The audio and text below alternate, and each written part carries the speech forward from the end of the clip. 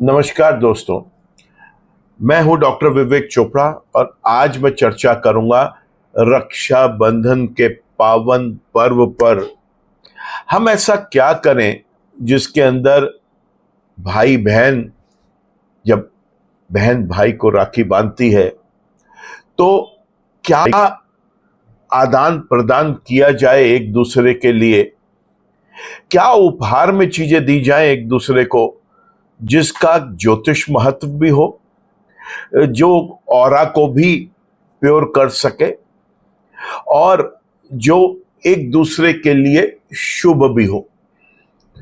देखिए, यूं तो आजकल के मॉडर्न टाइम में बहन और भाई एक दूसरे के साथ बहुत ओपन है और वो पहले ही बता देते हैं कि भैया मुझे ये चाहिए आपसे राखी पे।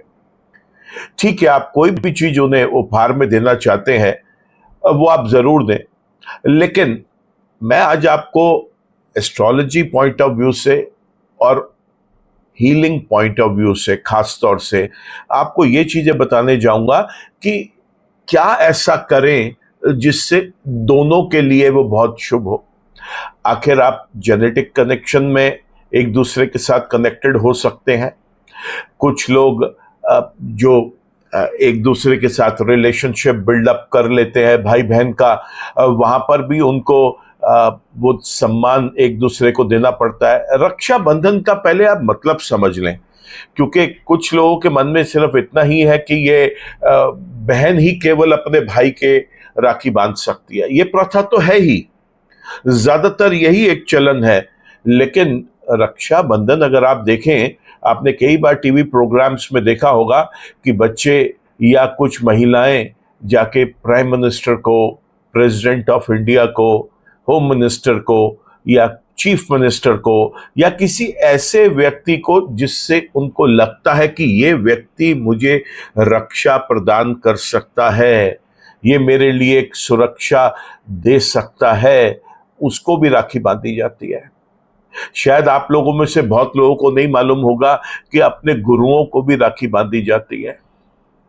यहां तक कुछ जगह तो इस बात का भी चलन है कि वहां पत्नी भी पति को राखी बांधते हुए ये कहती है कि आप मेरे से ये वादा निभाएं कि आप हमेशा मेरी रक्षा करेंगे।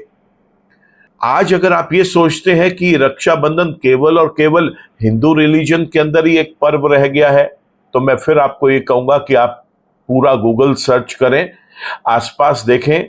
रक्षाबंधन आप देखेंगे बहुत सारी क्रिश्चियन फैमिलीज हैं, बहुत सारी मुस्लिम फैमिलीज हैं, सिखिज्म को जो लोग फॉलो करते हैं वहां पर, और भी बहुत लोग जो जैनिज्म को फॉलो करते हैं या कोई और रिलीजन को फॉलो करते हैं, वहां पर भी इस एक सेक्रेड नॉट को टाई करते हुए एक अपनी तरफ से एक वचन लिया जाता है कि आप वचन दें कि आप मेरी रक्षा करेंगे।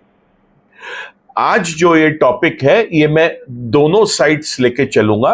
पहला वो जिसके साथ हमारी आस्था जुड़ी हुई है, रक्षाबंधन में राखी का त्योहार, जहां पर बहनें भाई को राखी बांधती हैं और भाई उनको भेंट स्वरूप कुछ चीज देते हैं। वो स्वयं सक्षम हो चुके होते हैं, कमाने लग जाते हैं तो अपनी इच्छा अनुसार देते हैं। नहीं तो आपने देखा होगा परिवार के अंदर भाइयों को माँ बाप भी कुछ दे देते हैं गिफ्ट लाके या उनके साथ जाके कि देखो उस दिन अपनी बहन को ये जरूर देना। सबसे पहले याद रखें कि अगर आप अपनी बहनों को शुभ धातु उस दिन उपहार में दे सकें, गिफ्ट कर सकें, शुभ धातु में उनकी सेहत का ध्यान रखते हुए हम उनको एक कॉपर का फ्लास्क भी दे सकते हैं, एक कॉपर की बॉटल भी दे सकते हैं। हम वहां पर उनको कोई चांदी का सामान दे सकते हैं, और अगर सामर्थ हो किसी का तो शुद्ध सोने का कोई आभूषण भी उनको गिफ्ट किया जा सकता है। ये सबसे अच्छा है। दूसरा, बहनों को श्रीयंत्र, रुद्राक्ष ये भी गिफ्ट किया जाता है। और रुद्राक्ष अगर आप देना चाहते हैं तो मैं आपको ये कहूंगा कि या तो आप उसे सोने में या चांदी में उसको जड़वा कर आप उनको पंचमुखी रुद्राक्ष दें। पंचमुखी रुद्राक्ष दोस्तों, मैं आपको हर अपने प्रोग्राम में बताता आया हूं कि उसका एक अपना महत्व है, और अगर मैं उसकी कॉस्ट पॉइंट ऑफ व्यू से भी देखूं तो वो बहुत ही सस्ता है। उसमें क्या करना है आपको, अपनी बहन के लिए या जिससे भी आप राखी बंधवा रहे हैं उनके लिए आप उस रुद्राक्ष को एनर्जाइज करवा के, सिद्ध करवा के, अभिमंत्रित करवा के उनको आप गिफ्ट में दें, और उनको बताएं जरूर कि ये आप ही के लिए ही इसको एनर्जाइज किया गया है, तो इसे आपने ही धारण करना है। रुद्राक्ष को वो गले में धारण कर सकते हैं, वो अपने स्टडी टेबल पर रख सकते हैं, वो जहां पर उन्होंने अपना कैश बॉक्स बनाया हुआ है वहां पर रख सकते हैं, और इसके अलावा रुद्राक्ष को मंदिर में भी रखा जा सकता है। रुद्राक्ष, श्रीयंत्र, और इसके बाद जो सबसे इंपॉर्टेंट चीज आती है वो आती है क्रिस्टल्स और पिरामिड्स। देखिए, हम जब भी किसी को उपहार में कोई चीज देते हैं तो ये नहीं भूलना चाहिए कि ये उपहार दे हम किस संदर्भ में रहे हैं। उपहार इसलिए दे रहे हैं क्योंकि आज हमने रक्षा का वचन दिया है उनको कि ये रक्षा का बंधन है, मैं आपकी रक्षा करूंगा। आपने इस एक नियत से वहां पर उनको राखी या तो बांधी है कि आपको रक्षा चाहिए, और अगर बंधवाई है तो आपका फर्ज है, दायित्व है कि आप वहां पर रक्षा करें। ऐसे में अगर आप उनको क्रिस्टल्स, पिरामिड्स या उनके लिए कोई शुभ रतन जो उनके जन्म कुंडली के अनुसार है वो चीज देते हैं, तो आप ये मान के चलें कि आपका आधा काम तो उस यंत्र ने ही पूरा कर दिया, उस कवच ने ही पूरा कर दिया, क्योंकि पॉजिटिव वाइब्रेशंस जब तक उनके साथ रहेंगी, नेगेटिविटीज अपने आप खत्म होती। उस कवच ने ही पूरा कर दिया, क्योंकि पॉजिटिव वाइब्रेशंस जब तक उनके साथ रहेंगी, नेगेटिविटीज अपने आप खत्म होती रहेंगी। तो आपका जो उनको एक वचन दिया है आपने कि मैं तुम्हारी रक्षा करूंगा, एक राखी बंधवाई है, इस रक्षा बंधन वाले दिन आपका 80% 50% वर्क तो उसी से ही अकम्प्लिश हो जाता है। साथ ही ध्यान रखें कि जब आप इस रक्षा बंधन के पर्व में राखी बंधवा रहे हो तो वहां पर स्वीट्स का इस्तेमाल जरूर करें। आजकल कुछ लोग कैंडीज, कुछ लोग चॉकलेट्स ये देने लग गए हैं। आपका जो मन करता है करें, बट मैं यहाँ पर कहूँगा आपको कि उसके अंदर अगर आप शुद्ध सफ़ेद मावे से बनी हुई कोई मिठाई खिला सकें या फिर केसर वाली कोई मिठाई खिला सकें एक दूसरे को, तो बहुत शुभ है। यहाँ पर आप घर में खीर अगर बनाएं और वो एक दूसरे को खिलाएं, इसमें थोड़ा सा केसर डालें, घर में बन रही है तो इसके अंदर थोड़ा सा गुलाब जल, केवड़ा जल भी डालें। जितना आप इसके ऑरा को एनहेंस कर सकते हैं, उतना जब आप उसे पॉजिटिव वाइब्रेशंस के साथ कंज्यूम करेंगे तो उतना ही आपके लिए अच्छा रहेगा। यहाँ पर आप अगर दिल से चाहते हैं कि आपने जिनसे राखी बंधवाई है उनके लिए कोई एक अच्छी भेंट देना चाहते हैं जो जीवन भर उनके काम आए, देखिए आप उनको कोई डॉल दे रहे हैं, कोई खिलौना दे रहे हैं, अगर वो बड़े हैं तो कोई कपड़ा दे रहे हैं, वो कुछ दिनों में वो चीज़ें अपने आप खत्म हो जाती हैं। चीज़ ऐसी दें जो जितना लंबा समय तक उनके साथ चल सके, वो बहुत अच्छा है। ऐसे में कई बार पिछले कुछ वर्षों से मैं हर अपने क्लाइंट्स को भी समझाता हूँ, सेमिनार्स में भी बोलता हूँ, किसी भी एक पब्लिक गैदरिंग होती है वहाँ पर भी समझाता हूँ, तो लोगों को समझ में आता है। ऐसे में आप अपने भाई के लिए और भाई अपनी बहन के लिए एक कॉम्प्रिहेंसिव रिपोर्ट्स जो होती हैं, जिसमें एस्ट्रोलॉजी का पूरा एक विवरण है, न्यूमरोलॉजी का है, वास्तु का है, जिसमें ये पता चलता है कि भाई या बहन ने कौन सी डायरेक्शंस में हेड करके सोना है, किन डायरेक्शंस की तरफ बैठते हुए दिन में कोई भी काम करना है, पढ़ना है, कौन से नंबर्स उनको सूट करेंगे। यहाँ तक पिछले कुछ वर्षों में लोगों ने हमारी सहायता लेके अपनी बहनों को या भाइयों को एक नया सिम लेके दिया है जो कि उनके बर्थ चार्ट के अकॉर्डिंग होता है, जिसमें एक शुभ एनर्जीज जनरेट करने की पॉसिबिलिटीज और बढ़ जाती हैं, नेगेटिविटी सप्रेस्ड रहती है। यहाँ पर हम बहुत सालों से देखते आ रहे हैं और हम हमेशा रिकमेंड भी करते हैं कि यूं तो कभी मौका नहीं बनता, ऐसे ही छोटे छोटे पल आते हैं, पर्व आते हैं जहाँ पर आदमी अपनी क्षमता से थोड़ा सा एक्स्ट्रा भी अपने सिबलिंग के लिए या जिनसे प्यार करता है या जिनसे रक्षा का वचन दे रहा है या ले रहा है उनके लिए कुछ कर सकता है। तो उनको एक प्रेशियस जेमस्टोन या सेमी प्रेशियस जेमस्टोन, जो भी आपकी क्षमता है उसके अनुसार आप उनको लेके दे सकते हैं। क्रिस्टल्स, पिरामिड्स जैसे मैंने बताया, ये हर एक व्यक्ति के लिए एक डिफरेंट है। तो आप ज़रूर जानते होंगे कि जिनको आप राखी बांध रहे हैं या जिनसे बंधवा रहे हैं उनके बर्थ डिटेल्स क्या है या उनके अपने रेडिकल डेस्टिनी नंबर्स क्या हैं, कौन से ऑस्पिशियस प्लैनेट्स हैं, क्योंकि हम बहुत क्लोज बॉन्ड में, फैमिली में या उन लोगों के साथ कनेक्टेड होते हैं। तो उनका इन एंड आउट और उनके गुड और बैड की पूरी जानकारी होती है, हमें पता होता है वो किस तरीके के स्ट्रगल से अपनी लाइफ में गुजर रहे हैं। ऐसे में तिलक जरूर लगाएं और तिलक में लाल चंदन और सफेद चंदन को मिक्स करके उसमें थोड़ा सा हल्दी और थोड़ा सा केसर मिक्स करके तब लगाएं। इसको घोलने के लिए थोड़ा सा गंगा जल डालें, तिलक जरूर लगाएं। ये मैं आपको हमेशा ये बात सजेस्ट करता हूं कि तिलक लगाना मस्ट होता है यहां पर। साथ ही साथ भाइयों को चाहिए या जिसने भी राखी बंधवाई है उनको चाहिए कि अपनी बहन के पांव छुए, आशीर्वाद ले। ये मत देखे कि वो किस उम्र का है। यहाँ पर ये भी एक बहुत बड़ा एक पॉइंट है जो लोगों को समझना चाहिए, क्योंकि जो बहन है वो एक देवी का रूप होती है। हम कन्या पूजन के समय भी उनके पांव छूते हैं और ज़रूर छूने चाहिए यहाँ पर। इसके अलावा आप जो भी चीज़ उपहार में देना चाहते हैं वो ज़रूर दें, लेकिन उसमें कुछ चीज़ें हैं जो मैं समझता हूँ कि आपको नहीं देना चाहिए। जैसे रुमाल कभी नहीं देना चाहिए किसी को। कोई ऐसी चीज़ जिसके कोई नेगेटिव वाइब्रेशंस हो, सिर्फ किसी को वो चीज़ पसंद है इसलिए आप दे रहे हो, उसकी भी आवश्यकता नहीं है। आपको यहाँ पर काली चीज़ें, नीली चीज़ें अवॉइड करनी चाहिए। बहुत डार्क कलर की कोई चीजें हो उनको भी अवॉइड करें।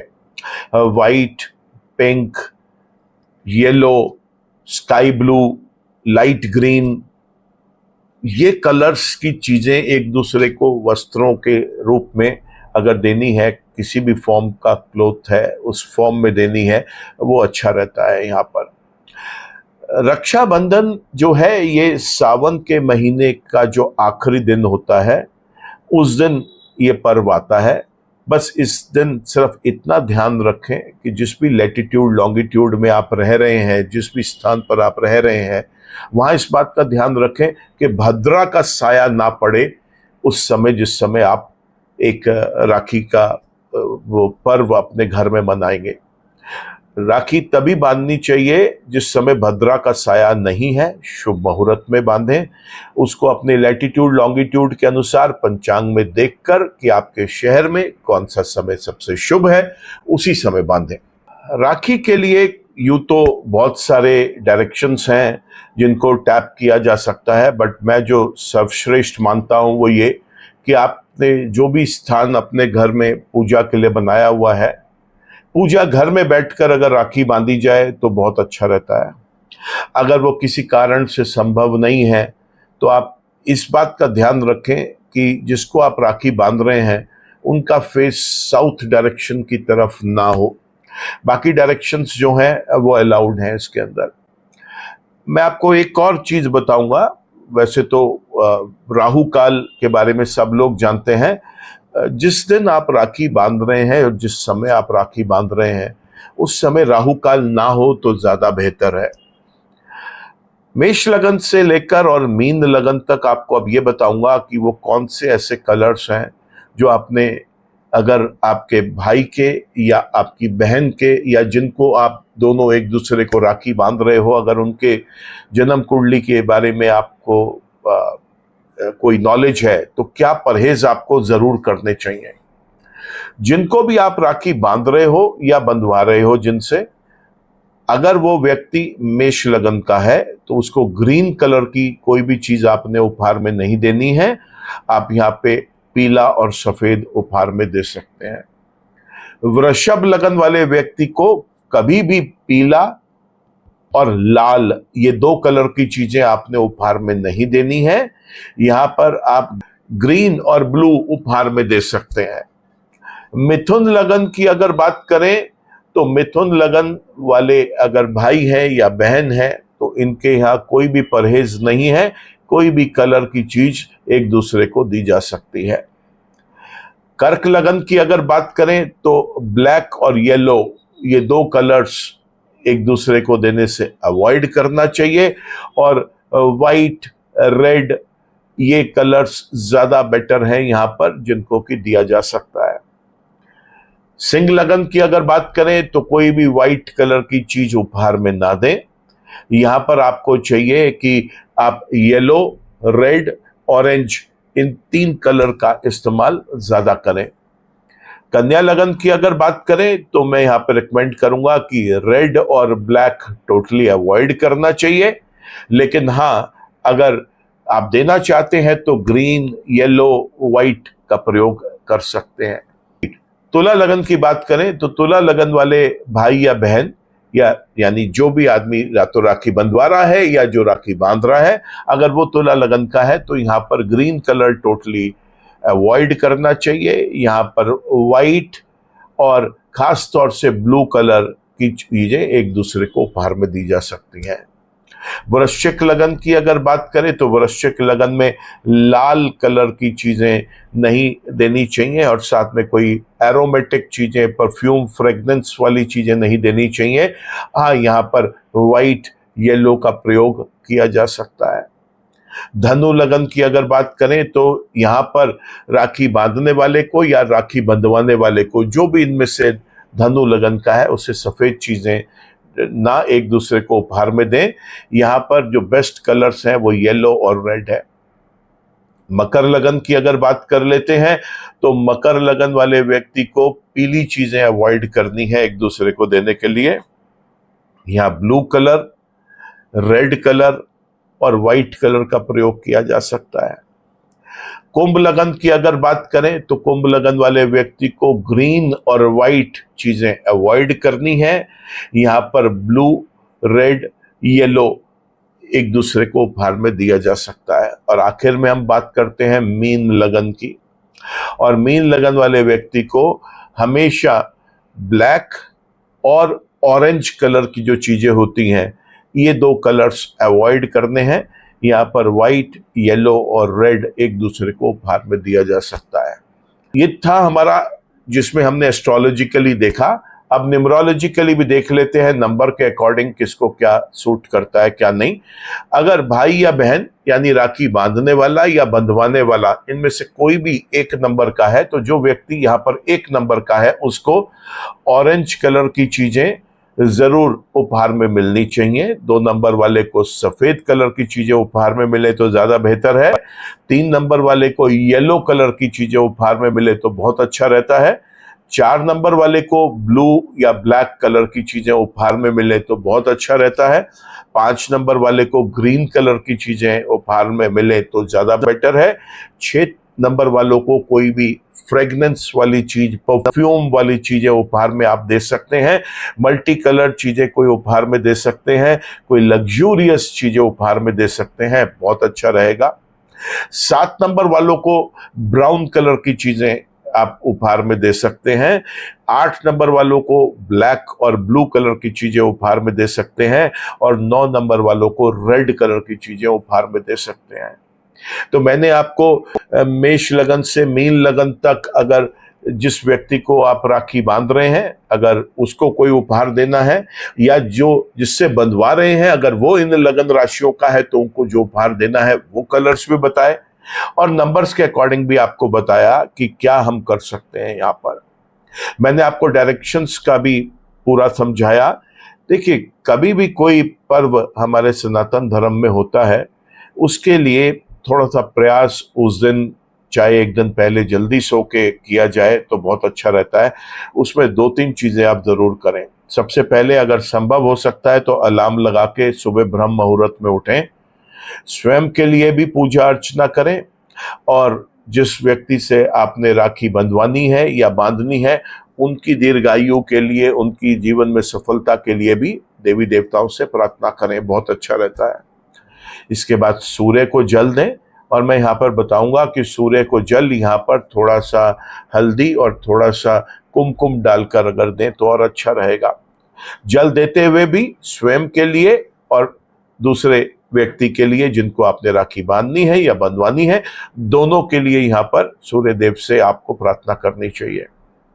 राखी बंधवाने से पहले आपको मंदिर जरूर विजिट करना चाहिए, और देवी देवताओं के आगे जाकर भी आपको यही नियम फॉलो करना है। दोनों के लिए प्रार्थनाएं करनी है। शिवलिंग पर जरूर दूध और जल चढ़ाएं, उनसे भी आप प्रार्थना करें, सभी देवी देवताओं से प्रार्थना करें कि ये प्यार बना रहे, एक दूसरे को दीर्घायु के लिए आशीर्वाद आप देवी देवताओं के थ्रू दिलवाएं। यहाँ पर आपको चाहिए कि जो गाय हैं उनको जरूर फीड किया जाए, उस दिन पक्षियों के लिए भी भोजन निकाला जाए। उस दिन सड़क पे जो आवारा कुत्ते घूम रहे होते हैं उनके लिए भी कुछ खाने का प्रबंध किया जाए। अगर घर के आसपास कहीं बहता पानी है तो वहां पर आटे की गोलियां जाकर जरूर डाल के आई जाए। और जब भी आप ये कोई भी काम कर रहे हैं उसमें आपने अपनी अच्छे के लिए और अपने जिस व्यक्ति से आपने राखी बांधनी है या बंधवानी है उनके लिए भी आपने कामना करनी है कि उनकी भी सब चीजें अच्छी रहें। ये दोनों तरफ से हो तो और अच्छा है। और इसके अलावा लास्ट में आपको बताऊंगा कि जमीन के नीचे पलने वाले जो कीड़े मकोड़े होते हैं उनके लिए भी इस दिन भोजन का प्रबंध करें, और कोई भी प्रार्थना करें, किसी भी गरीब को या जीव जंतु को आप वहां पर कोई चीज खाने के लिए अर्पण करके आए।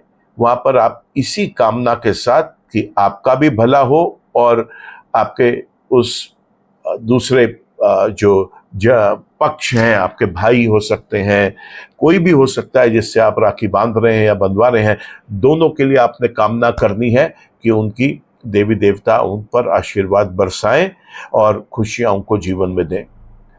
इस दिन आपको एक छोटा सा काम और आपको कहना चाहूंगा कि अगर संभव हो सकता है तो भाई बहन मिलकर या जिन लोग ने भी एक दूसरे की राखी बांधी है, बंधवाई है, वो अगर किसी नेत्रहीन आश्रम में जाके वहाँ पे जो नेत्रहीन लोग हैं उनको कुछ दोनों जने मिलके कुछ खिलाएं। किसी वृद्ध आश्रम में जाके किसी बुजुर्ग को कुछ दवा, कपड़ा, मिठाई, खाने का सामान दे के आ सकें। कहीं अनाथ आश्रम हो, नारी आश्रम हो, कोई भी ऐसे लोग जो डिपेंडेंट होते हैं आप जैसे लोगों के ऊपर, कि अगर आप आएंगे कभी तो शायद उनकी उस दिन दिवाली हो जाए, वो अच्छे से खा पी ले, वहाँ पर आपको ज़रूर जाना चाहिए, उनका आशीर्वाद लेके आना चाहिए।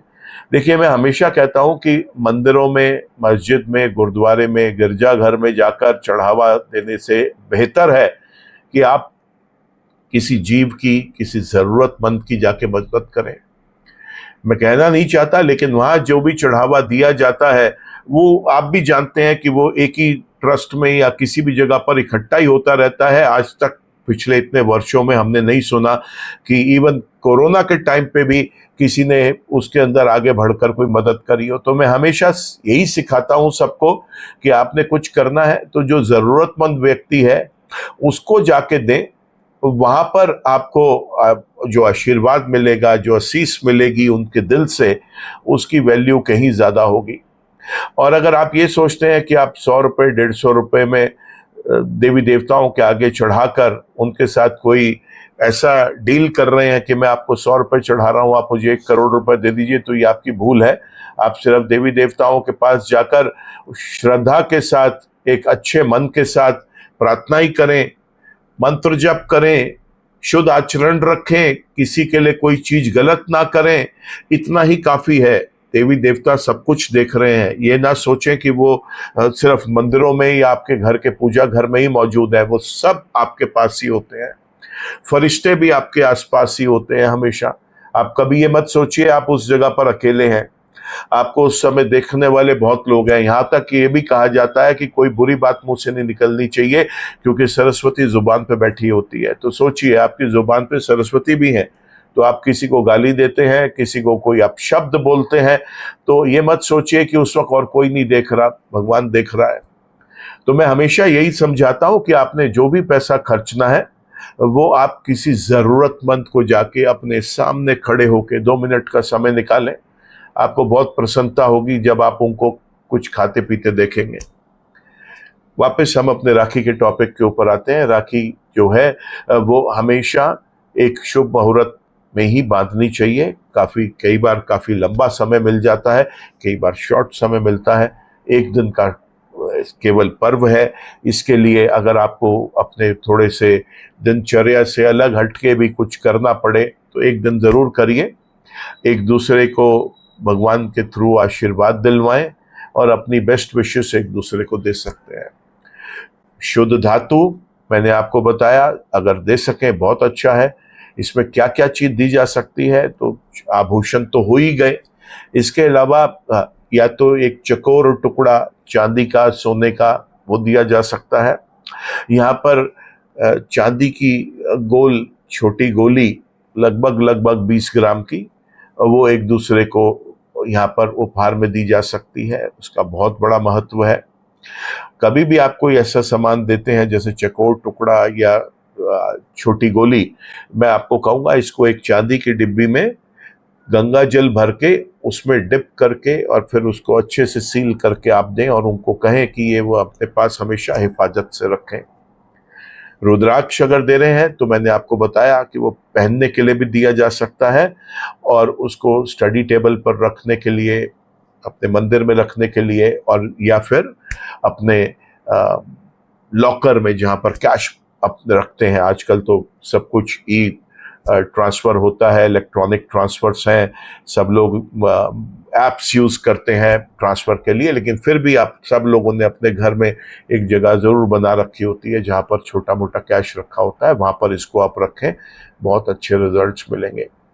अच्छी शुभकामनाओं के साथ इस पर्व को मनाएं।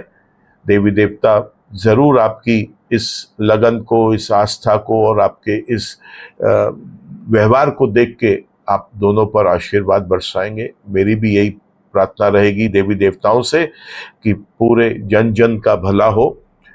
आप किसी भी रिलीजन के हैं, जो भी आपके गॉड हैं जिनको आप पूछते हैं, उनको लिए आप प्रेयर्स करें। प्रेयर्स जब भी करें, जैसे लोग कहते हैं दुआओं में याद रखना, अपनी प्रेयर्स में याद रखना। लोग कहते हैं remember me in your prayers. तो अगर हम सब लोग एक दूसरे को, अपने चाहने वालों को प्रेयर्स में याद करना शुरू कर दें, जब हम अपने लिए कुछ मांगते हैं तो अपने प्रिय लोगों के लिए, अपने नियर डियर वंस के लिए भी मांगे भगवान से, तो मैं उम्मीद करता हूं कि देवी देवता भी हम सब के ऊपर खुशी खुशी अपना आशीर्वाद देंगे। इस दिन आप एक काम और करें। जब आप सुबह पूजा करते हैं तो उस समय आप ग्रह, नक्षत्र, दिशा, तत्व, रंगों से, अंकों से, सभी शक्तियों से, सभी देवी देवताओं से और सभी पितरों से आप जरूर आशीर्वाद मांगे। ज्यादातर लोग जो हैं वो पितरों में केवल, अगर घर में माता पिता जीवित नहीं है तो अपने माता पिता, दादा दादी के लिए ही मांगते हैं। लेकिन एक चीज आपको बताऊंगा कि आपके मदर की साइड से भी, यानी कि आपके नाना नानी और अगर कोई मामा या मासी भी अब आपके इस दुनिया में नहीं रहे, वो भी आपके जेनेटिक कनेक्शन में ही आते हैं। तो आपको जरूर इस बात का ध्यान रखना चाहिए कि आप पितरों से उनकी आत्मा की शांति के लिए भी प्रार्थना करें और उनका भी आशीर्वाद मांगे कि आप दोनों पर हमेशा वो अपनी ब्लेसिंग्स रखें। तो ये था हमारा एक मेरा अपना नजरिया, जो मैं अपने अनुभव से, इतने वर्षों की एक पूरे एक्सपीरियंस से मैंने जितना समझा, कोशिश करी आपको सरल शब्दों में वो समझाऊं। अगर आपको ये वीडियो दोस्तों पसंद आया हो तो आप इसको ज़रूर लाइक करना, कमेंट करना, ज़्यादा से ज़्यादा लोगों में से शेयर करना। चैनल आपने सब्सक्राइब कर लिया है तो thank you for that. Channel अभी तक सब्सक्राइब नहीं कर पाए तो चैनल को भी सब्सक्राइब कर लें। रक्षाबंधन का ये जो पर्व है, ये जो उपाय मैंने आज आपको बताए हैं, इनको ज़रूर प्रयोग में लेके आएं। और अगर आपको वाकई में लगता है कि इसका कुछ लाभ मिला तो मैं आपसे रिक्वेस्ट करूंगा कि अपने एक बिजी शेड्यूल में से थोड़ा सा समय निकाल के इस वीडियो के कमेंट सेक्शन में जाकर आप ज़रूर बताएं कि एक दूसरे को आपको कैसा अनुभव रहा। आपने पिछले काफ़ी वर्षों में एक दूसरे से राखी बांधी है, बंधवाई है, लेकिन ये जिस तरीके से मैंने आपको बताया ये करने के लिए, इसे करने के बाद कुछ महीनों में आपको क्या महसूस हुआ, ये ज़रूर बताना आप हमारे को कमेंट सेक्शन में। किसी और टॉपिक पे आप वीडियो चाहते हैं मेरे से तो मोस्ट वेलकम, आप उसको भी आप मेंशन करें कमेंट में। जिन टॉपिक्स के ऊपर आप वीडियो बनवाना चाहते हैं मैं उसके ऊपर भी वीडियो ज़रूर बनवाऊंगा। आज के वीडियो में इतना ही। ईश्वर आप सबका भला करे। हैप्पी रक्षाबंधन। नमस्कार।